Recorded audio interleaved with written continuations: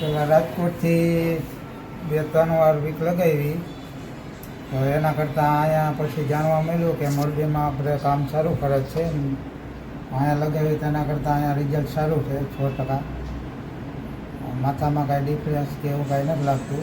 Ready કામ એમ. તમે એકવાર અહીંયા આવો અને વિઝિટ લ્યો. એકદમ મસ્ત કામ છે, તમને મજા આવશે.